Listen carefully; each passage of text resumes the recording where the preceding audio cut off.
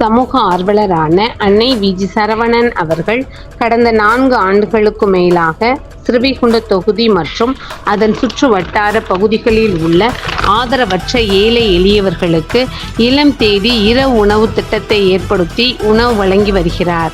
இந்நிலையில் தமிழக வெற்றிக் கழகத்தின் ஐம்பெரும் கொள்கை தலைவர்களுள் ஒருவரான சமூக ஆர்வலர் அஞ்சலையம்மாளை கொள்கை தலைவராக அறிவித்ததன் ஈர்ப்பால் தமிழக வெற்றிக் கழகத்துடன் இணைந்து தமிழக வெற்றிக் கழக தலைவர் தளபதி திரு விஜய் அவர்களின் ஆசியுடன் கழக பொதுச் செயலாளர் அண்ணன் புசியன் ஆனந்த் அவர்களின் வழிகாட்டுதலின்படியும் இரவு உணவு திட்டத்தை ஏற்படுத்தி உணவு வழங்கி வருகிறார்.